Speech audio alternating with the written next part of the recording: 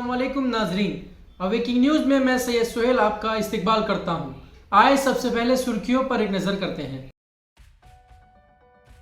जल्द खत्म नहीं होने वाला कोरोना का कहर। दिल्ली तशद्दुद पर शिवसेना का हमला, इस पर किससे इस्तीफा मांगोगे? यौम जमहूरिया पर तशद्दुद के मामले में पुलिस की अब तक कार्रवाई, किसके खिलाफ हुई एफआईआर? तहरीक को बदनाम किया जा रहा है, किसान लीडर टिकट। दिल्ली में एहतजाज करने वाले किसान नहीं दहशतगर्द हैं, वजीर ज़राअत बीसी पाटिल के मुतनाज़ बयान से नाराजगी की लहर। जनूबी कश्मीर के जिले कोलगाम में जंगजुओं का फौजी पार्टी पर हमला, 3 अहलकार जख्मी। कोरोना बहरान में बाप को गांव वापस लाने वाली लड़की को अवार्ड। 5 बच्चे पैदा करे वरना दूसरा पाकिस्तान बन जाएगा, बीजेपी लीडर की हिंदुओं से अपील। आंध्र प्रदेश में दस्तूर की खिलाफ वर्जियां, चंद्रबाबू नायडू। सारी दुनिया में बसने वाले आंध्रा वालों के लिए आंध्र प्रदेश हुकूमत की जानिब से शुरू की गई बीमा स्कीम खानदान वालों के लिए भरोसे की मुतरादिफ है। सदर कोविड जगन्नन्ना यूथ फोर्स लक्ष्मण प्रसाद का बयान। जिले कड़पा में आज कोरोना वायरस के 8 मरीज मुसद्दिका, जुमला तादाद 55,416 हो गई। हमारे नुमाइंदे खालिद अली खान की रिपोर्ट। आए अब खबरें तफसील के साथ समाप्त करते हैं। जल्द खत्म नहीं होने वाला कोरोना का कहर। अमेरिका और मगरबी ममालिक से जो खबरें मौसूल हो रही हैं, इससे जाहिर हो रहा है कि कोरोना का कहर जल्दी खत्म नहीं होने वाला है। दूसरी जानिब आलमी सेहत तंजीम के एक सीनियर अफसर ने मुस्तकबिल में बड़े पैमाने पर टीकाकारी के बाद भी कोरोना वायरस के मुसलसल फैलाव के खतरे के ताल्लुक से वार्निंग दी है। WHO सेहत प्रोग्राम के executive director doctor Michael Ryan ने एक वर्चुअल प्रेस कॉन्फ्रेंस में कहा कि उनका मानना है कि दुनिया को इस वायरस के खात्मे या ज़ाय होने के आगाज़ को वैक्सीनेशन की कामयाबी का पैमाना नहीं समझना चाहिए। मिस्टर रियान ने कहा, ये कामयाबी का पैमाना नहीं है, कामयाबी का पैमाना इस वायरस की जान लेने, लोगों को अस्पताल में दाखिल कराने और हमारी माशी और समाजी ज़िंदगी को तबाह करने की सलाहियत को कम करना है। एक सवाल के जवाब में उन्होंने कहा कि वैक्सीनेशन की वजह से हम इस वायरस के फैलाव को रोकने की सतह तक नहीं पहुंच पाएंगे, इसलिए इसका फैलाव जारी रहने का इम्कान है। उन्होंने कहा कि इसके पेश नज़र मुमालिक को मुमकिना तौर पर 2021 तक इस वायरस से निजात की तवक्को नहीं करनी चाहिए। उन्होंने कहा कि इंसानी तारीख में अब तक हमने इस सैयारे पर सिर्फ एक बीमारी का खात्मा किया है और वो चेचक है। उन्होंने कहा कि हमें इस सतह पर पहुंचना होगा जहां से वायरस पर काबू पाया जा सके। More vulnerable people everywhere. Our deal, the deal we put to the world, was some people in all countries. And those some people are the ones at highest risk and the highest vulnerability and the highest risk of dying. And we have to make good on that. Or we will not be the world that we want to become. We want to become a fairer, more equitable world. We want to become a world that can tackle climate change and share responsibility for solutions and share responsibility for the things we want for the future. This is the first opportunity to demonstrate we can do that fairly and equitably. You have to be honest to ethical principles. You have to try. Not everything you do in life will result in fairness. Delhi तशद्दुद पर शिवसेना का हमला, इस पर किससे इस्तीफा मांगोगे? ममता बनर्जी या उद्धव ठाकरे या Joe Biden? Shiv Sena leader Sanjay Raut ने कहा कि कानून लोगों के लिए बनाए जाते हैं, अगर लोग खुश नहीं हैं तो ये कानून किसके लिए है? आज हुए तशद्दुद का जिम्मेदार कौन है? उन्होंने कहा कि अगर कोई और सरकार होती तो इससे फौरन इस्तीफा मांगा जाता।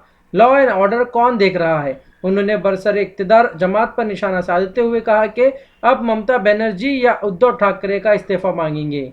उसके लिए जिम्मेदारी दोनों तरफ से है, सिर्फ किसानों की नहीं है। सरकार एक ऐसी संस्था है जिनके पास पूरी यंत्रणा है, एजेंसी है, ताकत है, बल है, आर्मी है, पुलिस है, सब कुछ है। उसके बावजूद किसान दिल्ली में घुस गए, उसके बावजूद किसान लाल किले के प्राचीर पर घुस गए, उसके बावजूद किसानों ने तिरंगों का हाथ लगाया है, उसके बावजूद किसानों ने हिंसाचार किया है, तो ये तो कानून व्यवस्था का ही सवाल देश की राजधानी में आज उठा है। यौम जमहूरिया पर तशद्दुद के मामले में पुलिस की अब तक कार्रवाई, किसके खिलाफ हुई एफआईआर। यौम जमहूरिया के मौके पर दिल्ली में किसान ट्रैक्टर मार्च के दौरान हुए तशद्दुद के मामले में पुलिस ने कार्रवाई शुरू कर दी है। दिल्ली पुलिस के मुताबिक इस मामले में अब तक 22 एफआईआर दर्ज की जा चुकी है। मशरिकी रेंज में अब तक 5 एफआईआर दर्ज की जा चुकी है। दिल्ली पुलिस के मुताबिक गुज़िश्ता रोज़ आईटीओ इलाके में किसानों की ट्रैक्टर रैली के दौरान होने वाले तशद्दुद के सिलसिले में आईपी पुलिस स्टेशन में एफआईआर दर्ज की गई है। नामालूम मुजाहिरीन समेत इस किसान के खिलाफ भी एफआईआर दर्ज की गई है, जिसकी ट्रैक्टर उलटने के सबब मौत हो गई थी। पुलिस का कहना है कि जैसे जैसे मामला सामने आ रहे हैं और शिकायत मौसूल हो रही है, इसके हिसाब से मजीद एफआईआर दर्ज की जा रही है। कई राउंड की बातचीत के बाद ये फैसला हुआ था, जिसमें हरियाणा, दिल्ली और यूपी की पुलिस के जो बहुत ही सीनियर अधिकारी थे, उन्होंने किसान नेताओं के साथ कई राउंड की बातचीत की। उसके बाद एक रूट पे तय, म्यूचुअली एग्रीड रूट्स थे ये, जिसमें एक गाजीपुर बॉर्डर का रूट भी था, जिसमें ये कहा गया था कि गाजीपुर गोल चक्कर से और रोड नंबर 56 होते हुए अप्सरा बॉर्डर तक जाएंगे और वहाँ से फिर राइट टर्न लेके यूपी में प्रवेश करेंगे।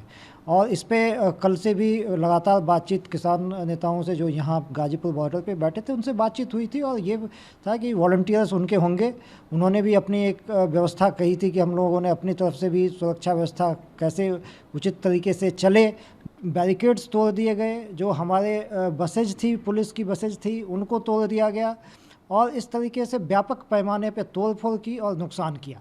और उसके बाद इसमें से कई लोग इस बैरिकेड को तोड़ करके आगे निकल गए और जो पीछे लगातार उनके साथ पुलिस की जो है मुठभेड़ और मुकाबला चलता रहा। काफ़ी उग्र तरीके से ये डेमोन्स्ट्रेशन किया गया, रैली की गई, जिसमें व्यापक पैमाने पे तोड़फोड़ हुई है। इस पर कानूनी कार्रवाई की जाएगी। उपद्रवी है, क्या उनके खिलाफ कार्रवाई की जाएगी कानूनी तौर पर? क्योंकि जिस तरह से उन्होंने तोड़फोड़ करी है पुलिस वालों को, जैसे आपने बताया कि ट्रैक्टर चढ़ाने की कोशिश की, तो उनके खिलाफ क्या कानूनी कार्रवाई की जाएगी?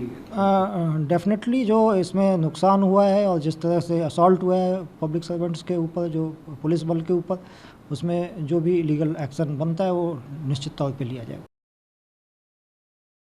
तहरीक को बदनाम किया जा रहा है, किसान लीडर टिकट। ज़रई कवानीन के खिलाफ दिल्ली की सरहदों पर एहतजाज कर रहे किसानों की यौम जमहूरिया के मौके पर निकाली गई परेड के दौरान पुलिस के साथ कई मुकामात पर झड़प हुई, जिसमें एक किसान की मौत हो गई। भारतीय किसान यूनियन के तर्जुमान राकेश टिकैत ने अपने बयान में कहा कि सियासी जमातों के लोग किसान तहरीक में शामिल होकर गड़बड़ी फैला रहे हैं।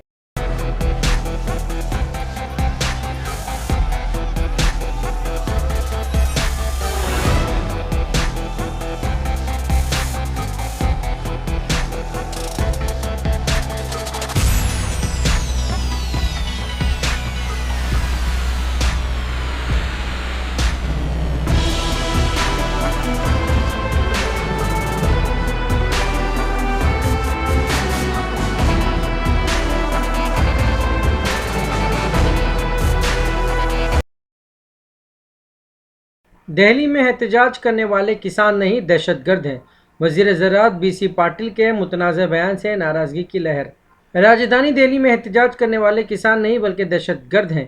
दिल्ली में हो रहा एहतजाज दहशतगर्दों की भयानक करतूत है। इस किस्म का सख्त और मुतनाज़ बयान रियासती वज़ीर बराए ज़राअत बीसी पाटिल ने दिया। कोपल में अखबारी नुमाइंदों से बातचीत के दौरान उन्होंने कहा कि दिल्ली में एहतजाज करने वाले दहशतगर्द हैं। इन तमाम को दूसरे ममालिक की तायद हासिल है। कांग्रेस की तायद भी इन दहशतगर्दों को हासिल है। उन्होंने मजीद कहा कि किसानों ने कभी भी कानून को अपने हाथों में नहीं लिया। तारीख में ऐसी कोई मिसाल नहीं मिलती।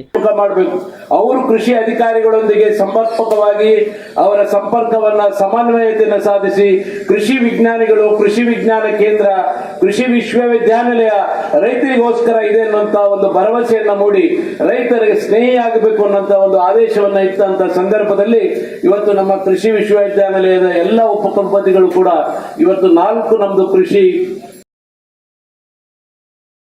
जनूबी कश्मीर के ज़िले कोलगाम में जंगजुओं का फौजी पार्टी पर हमला, 3 अहलकार जख्मी। जनूबी कश्मीर के ज़िले कोलगाम की शमशीपुर इलाके में बुध की सुबह मुश्तबा जंगजुओं ने सिक्योरिटी फोर्स की एक पार्टी पर हमला कर दिया, जिसके नतीजे में 3 एहलकार जख्मी हो गए, जिनमें से एक की हालत नाजुक बताई जा रही है। पुलिस जराये ने बताया कि जिले कोलगाम की शमशीपुरा इलाके में बुध की सुबह जंगजुओं ने सिक्योरिटी फोर्स की एक पार्टी पर गोलियां बरसाई, जिसके नतीजे में 3 एहलकार गोलियां लगने से जख्मी हो गए। उन्होंने बताया कि जख्मियों में से एक की हालत नाजुक बताई जा रही है। इनका मजीद कहना था कि जख्मी जवानों को फौरी तौर पर इलाज व मुआवजे के लिए नजदीकी अस्पताल मुंतकिल किया गया। कोरोना बहरान में बाप को गांव वापस लाने वाली लड़की को अवार्ड। वजीर आजम नरेंद्र मोदी ने आज उन बच्चों के रोल को सराहा जिन्होंने कोरोना वायरस बहरान के दौरान हाथ साफ करने और दीगर एहतियाती तदाबीर के तारुक से बेदारी लाई। प्रधानमंत्री राष्ट्रीय बाल पुरस्कार अवार्ड जीतने वालों के साथ वीडियो कॉन्फ्रेंस के जरिए गुफ्तगू करते हुए मोदी ने तमाम बच्चों की तारीफ की और कहा कि उन्होंने अपनी अच्छी कोशिशें जारी रखनी चाहिए। अवार्ड याफ्तगान में बिहार की वो लड़की शामिल है जो कोरोना बहरान के दौरान मध्य प्रदेश में फंसे अपने बाप को वतन वापस लाने के लिए निकल पड़ी थी। उसने साइकिल पर मशक्कत भरा सफ़र किया और अपने वालिद को लेकर गांव वापस आई। फोन किया, बोला बेटा तुमको साइकिल में रेस लगाना है। बोले ठीक है। बोले मैं अभी तो हम नहीं लगा सकते क्योंकि मेरा पैर हाथ सब दर्द हो रहा है। बोले ठीक है, 1 महीना के बाद आएंगे हम लेने के लिए। बोले ठीक है, 1 महीना के बाद हम आ जाएंगे। बोला 5 बच्चे पैदा करे वरना दूसरा पाकिस्तान बन जाएगा। बीजेपी लीडर की हिंदुओं से अपील। बीजेपी के शोबे तिजारत के रियासती कन्वीनर विनीत अग्रवाल शारदा ने यौम जमहूरिया के मौके पर परचम कुशाई के दौरान हम 2 हमारे 5 का नारा दिया और यहां तक कह डाला कि अपने बच्चों को लोहा खरीदना और चलाना सिखाएं। उन्होंने कहा कि जब तक 2 बच्चे पैदा करने का उसूल नाफिज नहीं होता तब तक 5 बच्चे पैदा करने का अहद लें। उन्होंने कहा या तो उनके भी 2 हमारे भी 2 होने चाहिए या फिर हम 2 हमारे 5 का अहद करें। आंध्र प्रदेश में दस्तूर की खिलाफ वर्जियां, चंद्रबाबू नायडू। तेलुगु देशम के कौमी सदर और आंध्र प्रदेश में opposition leader N Chandrababu Naidu ने इल्ज़ाम आयद किया कि रियासत में दस्तूर की संगीन खिलाफ वर्जियां की जा रही है। एक ऐसे वक्त जब सारे मुल्क में यौम जमहूरिया तकरीब मनाई जा रही है और दस्तूर पर अमल आवरी का अहद किया जा रहा है। B.R. अम्बेडकर के तैयार करदा दस्तूर के ज़रिए हर शहरी को आज़ादी और हुकूक हासिल है, लेकिन आंध्र प्रदेश में शहरियों के हुकूक को सल्ब करते हुए दस्तूर के खिलाफ वर्जी की जा रही है। पंचायत इंतखाबात मुअक्कर करने रियासती हुकूमत की दरख्वास्त को सुप्रीम कोर्ट में मुस्तरद कर देने का खैर मकदम करते हुए चंद्रबाबू नायडू ने कहा कि हुक्मरान YSR कांग्रेस पार्टी कई मौक़ों पर दस्तूर की खिलाफ वर्जियों की मुर्तकब हुई है। रियासत में किसी भी अदारे को पुरअमन तरीके से काम करने की इजाज़त नहीं दी जा रही है। కేంద్రంలో రాజ్యసభ అదే మరి రాష్ట్రాల్లో లెజిస్లేటివ్ కౌన్సిల్ కూడా ఉన్నాయి. ఎందుకంటే చట్టాల్లో కూడా అవకతవకలు జరగకుండా బ్యాలెన్స్ చేయాలనే ఉద్దేశంతో ఇలాంటి సభలు కూడా ఆనాడే శ్రీకారం చుట్టారు. ఇంకో పక్క ఉద్యోగస్తులు ఉన్నారు. ఉద్యోగస్తులు కార్యనిర్వాహకులుగా ఉంటారు. కార్యనిర్వాహకులుగా ఉండి ఎక్కడికక్కడ దేశ సమగ్ర అభివృద్ధి కోసం అదే మరిగా ప్రజల హక్కులు కాపాడడానికి వీళ్ళందరూ పనిచేస్తూ ఉంటారు. అందుకే భారతదేశంలో విశిష్టత మీరు చూస్తే ఆల్ ఇండియా సర్వీసెస్ తీసుకొచ్చారు. ఇండియన్ అడ్మినిస్ట్రేటివ్ సర్వీస్ తీసుకొచ్చారు. ఐఏఎస్ ఆఫీసర్లు పరిపాలనలో ఉండాలని, ఐపీఎస్ ఆఫీసర్లు లా అండ్ ఆర్డర్ మెయింటైన్ చేయాలని, ఐఆర్ఎస్ ఆఫీసర్లు రెవెన్యూ కలెక్షన్ కానీ ఫారిన్ సర్వీస్ కానీ ఇలాంటివన్నీ తీసుకొచ్చారు. ఈరోజు ఇంకొక పక్కన మీరు చూస్తే కొంతమంది అధికారులు ఎవరైతే ఉన్నారో ఈ రాష్ట్రం వాళ్ళు కాదు, వేరే రాష్ట్రాల నుంచి అన్ని రాష్ట్రాలకు అలొకేషన్ ఇచ్చారు. దేనికోసం ఇచ్చారంటే దేశ సమగ్రత కోసం ఇచ్చారు. రాగద్వేషాలకు అతీతంగా పనిచేయడానికి వీళ్ళందరినీ కూడా ఇక్కడికి ఇచ్చారు. ఈ రాష్ట్రంలో అన్ని రాష్ట్రాలకు సంబంధించిన ఐఏఎస్ ఆఫీసర్లు ఉన్నారు. మీరు ఢిల్లీకి పోయినా, కర్ణాటకకి వెళ్ళినా, లేకపోతే యూనియన్ టెరిటరీకి వెళ్ళినా దేశం నలుమూల నుంచి ఆఫీసర్లు వచ్చి అక్కడ ప్రజలకు న్యాయం చేయడం కోసం పనిచేస్తున్నారు. सारी दुनिया में बसने वाले आंध्रा वालों के लिए आंध्र प्रदेश हुकूमत की जानिब से शुरू की गई बीमा स्कीम खानदान वालों के लिए भरोसे की मुतरादिफ है। सदर कोविड जगन्नन्ना यूथ फोर्स लक्ष्मण प्रसाद का बयान। आज कोविड के सालमिया इलाके में वाक़े हारमोनी हॉल में कोविड जगन अन्ना यूथ फोर्स की जानिब से APN-RTS के डायरेक्टर BH इलियास और वैएसआर कांग्रेस कोविड कन्वीनर बाली रेड्डी की खिदमत के एतराफ़ में तहनीती जलसा मुनक्किद किया गया। इस मौके पर लक्ष्मी प्रसाद ने कहा कि आज BH इलियास और बाली रेड्डी की कोशिशों से सारे गल्फ इलाके में इस बीमा प्रोग्राम से तेलुगु वालों को वाकिफ कराया गया और इस बीमा कराने की कामयाब तरगीब दी जा रही है, जिसकी वजह से सारी दुनिया में बसने वाले गैर मुकीम आंध्रा वाले इस बीमा कराने में आगे आ रहे हैं। మా గౌరవ ముఖ్యమంత్రి గారు అదే ఏమేమి ఉన్నాయి ఇక్కడ ఏ సమస్యలు ఉన్నాయి అడిగి తెలుసుకోవడం, అందులో భాగంగానే గౌరవ ముఖ్యమంత్రి గారి సలహాతో ఈరోజు APN-RTSలో ఇంతకు ముందు కూడా APN-RTS ప్రవాసాల బీమా అనేది ఉంది.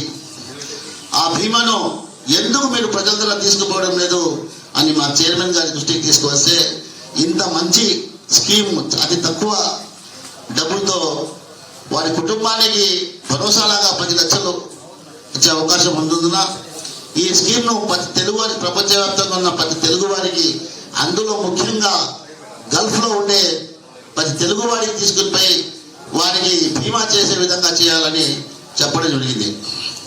ఇంకా బీమా గురించి ఖచ్చితంగా నేను చెప్పాల్సి వస్తుంది, ఎందుకంటే బీమా విధి విధానాలు ఏమిటి, బీమా ఎలా చేసుకోవాలి.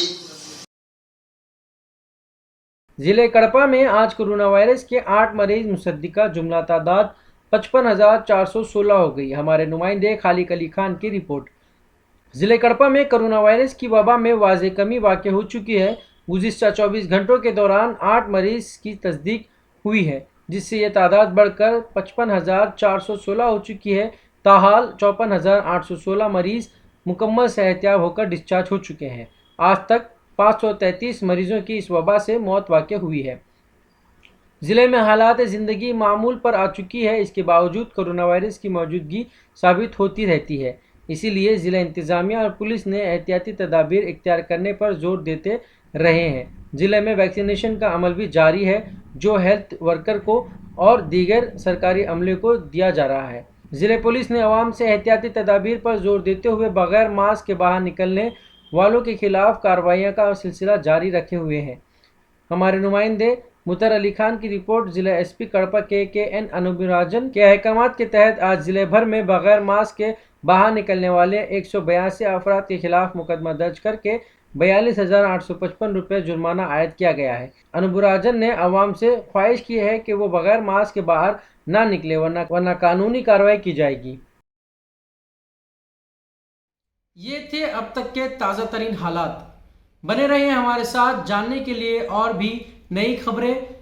लाइक कीजिए हमारे इस चैनल को, सब्सक्राइब कीजिए और अपने दोस्तों के साथ शेयर कीजिए। मिलते हैं कल आपसे नई खबरों के साथ, तब तक के लिए शब खैर।